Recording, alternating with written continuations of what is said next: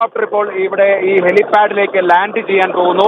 അതിലേക്ക് NDRFന്റെ ദേശീയ ദുരന്ത നിവാരണ സേനയുടെ അംഗങ്ങൾ അതിലേക്ക് കയറാൻ പോകുന്നു. അതിന്റെ ദൃശ്യങ്ങളാണ് ഇപ്പോൾ ഇവിടെ നമുക്കിപ്പോൾ കാണാൻ കഴിയുന്നത്. പ്രേക്ഷകർക്ക് കാണാം, ഹെലികോപ്റ്റർ ഇപ്പോൾ ഹെലിപാഡിലേക്ക് ലാൻഡ് ചെയ്തിരിക്കുന്നു. ജനം ടിവിക്ക് മാത്രം ലഭിക്കുന്ന എക്സ്ക്ലൂസീവ് വിഷ്വൽസ് ആണ്. ഇതാ ഹെലികോപ്റ്റർ ലാൻഡ് ചെയ്തിരിക്കുന്നു. അതിലേക്ക് NDRFന്റെ സേനാംഗങ്ങൾ അവർ ഈ മണ്ണിൽ മൃതദേഹങ്ങളോ അല്ലെങ്കിൽ മറ്റ് അവശിഷ്ടങ്ങളോ ഉണ്ടോ എന്ന് കുടിച്ചു നോക്കാൻ ഉതകുന്ന രീതിയിലുള്ള മൺവെട്ടി അടക്കമുള്ള ആയുധങ്ങളുമായി അവർ ഹെലികോപ്റ്ററിലേക്ക് പോകുന്നു. ഇപ്പോൾ ഈ ഏതാണ്ട് 6 പേരാണ് ഈ ഹെലികോപ്റ്ററിലേക്ക് കയറുന്നത്. ഈ 6 പേർ കയറിയാൽ ഉടൻ തന്നെ ഈ ഹെലികോപ്റ്റർ ഇവിടുന്ന് ടേക്ക് ഓഫ് ചെയ്യും.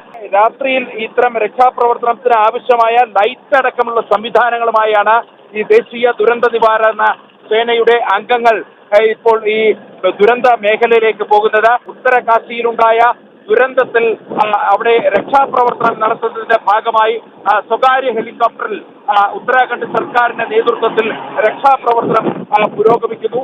അതിന്റെ ദൃശ്യങ്ങളാണ് പ്രേക്ഷകരിലേക്ക് ജനം TV എത്തിക്കുന്നത്.